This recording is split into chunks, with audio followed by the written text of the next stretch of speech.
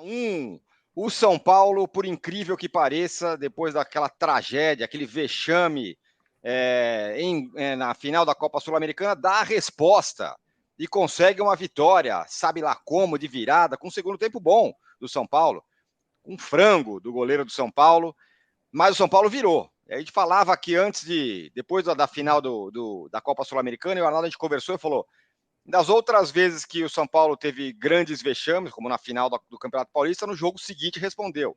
Quando perdeu aquela virada do Palmeiras, no jogo seguinte respondeu. E respondeu agora de novo.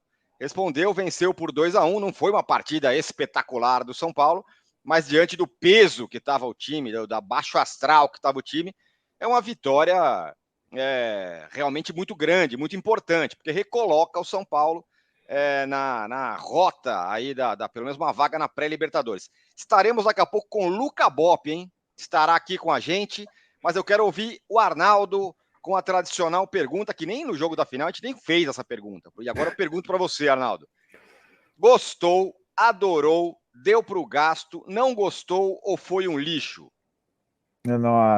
No jogo pós-sul-americano, a gente estava sussurrando, né? Eu estou mais ou menos assim, mas dá para falar. A pergunta foi feita, eu gostei, até porque imaginei que o time esfacelasse no jogo seguinte aquele vexame, né?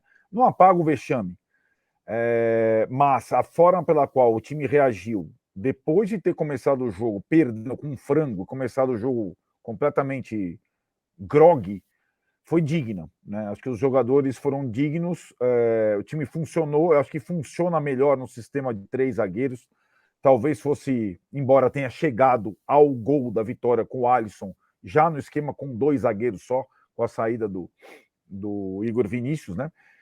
E até com entradas improváveis, né? Até jogadores improváveis entrando, como o Alisson, que fez o gol, como o Igor Gomes e como o Marcos Guilherme, o São Paulo conseguiu uma vitória que, como você falou, Tironi, ela não cicatriza o que aconteceu, acho que nunca cicatrizará. Aliás, tem essas 2 cicatrizes, né, do Ceni, né? Ele falou da cicatriz do Paulista, agora tem a cicatriz da Sul-Americana, não vai ter título. O São Paulo é tipo o Falcon, né? Exato, eu tenho uma aqui no braço, não sei, acho que não dá para mostrar, é tipo o Falcon. Mas, de qualquer forma, no jogo seguinte à tragédia, ele consegue uma vitória, como você falou, a reabilitação imediata, que faz com que o São Paulo possa sonhar com essa 8ª vaga. Sonhar. Vale lembrar o seguinte: São Paulo tem um jogo a menos com o Curitiba no dia 20 e agora tem um confronto direto, completamente direto, com o Botafogo domingo. Virou a coisa. Esse jogo com o Botafogo tem o mesmo número de pontos do São Paulo e está em vantagem pelos critérios de empate, virou um confronto direto vital por essa briga pela 8ª vaga. De qualquer forma, é a melhor sequência do São Paulo no brasileiro, né? O São Paulo venceu 3 jogos brasileiros, 2 fora, né? Isso também tem que estar colocado. Venceu o Ceará, venceu o Avaí e agora venceu o América. O Guilherme Maldaner fala: time que toma gol todo jogo nunca será campeão. Agora, time que todo jogo toma gol antes dos 15 é pior ainda. Dito isso, vamos São Paulo. Isso é um problema, né? Isso é uma coisa que o São Paulo fez 2-1, teve mais 5 minutos. A qualquer momento você podia empatar. A verdade é essa, né? Por mais que o São Paulo tenha ganhado, e temos que exaltar. O quê? O que Fala. aconteceu com você? Eu tô aqui. Mas você me fez uma pergunta ou só comentou sobre Fiz uma pergunta sobre essa fato a de tomar gol todo fragilidade? jogo. Isso. Sim. Na verdade, eu acho que esse é um dos principais problemas dessa equipe. Eu acho que, e tem uma questão, né, que ela não tem proteção, ela joga no franco, né, na coisa franca, mais ou menos como o Fluminense. E acho que é o estilo do Rogério. Se você for reparar,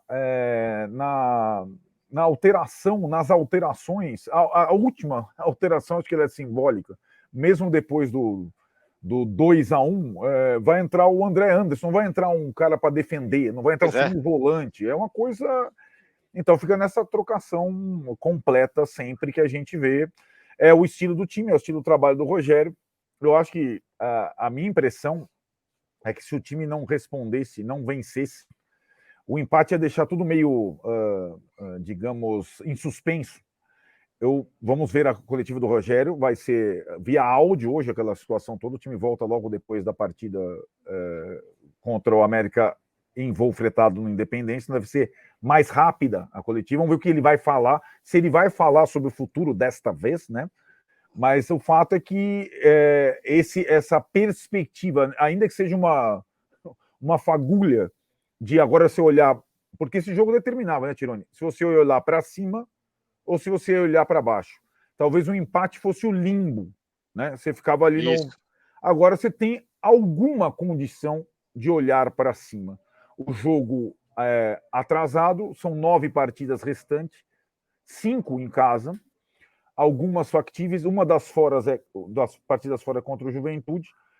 Então você tem alguma condição, sim, se o time conseguir se mobilizar minimamente, de buscar a 8ª posição, que seja a 8ª posição. Por incrível que pareça, a gente está vendo essa draga que o São Paulo vive, né? Perdeu, bem perdido aquele jogo da Copa Sul-Americana, mas se olha para a tabela do Brasileiro, são 3 vitórias seguidas. Isso, olha exato. que loucura, 3 vitórias seguidas. Isso, você lembra que não tinha a segunda há mais de ano? A segunda Sim. seguida no Brasileiro? A terceira, então, a gente tem que pular na época do Diniz, né? Foi naquele Brasileiro do Diniz, né? O São Paulo, nesse momento, tem nas 5 últimas rodadas o mesmo desempenho do Internacional, que é o vice-líder. É uma loucura isso, mas é isso. Só não é melhor que o Palmeiras, que não perde ninguém. Ganhou mais uma hoje, encaminha o seu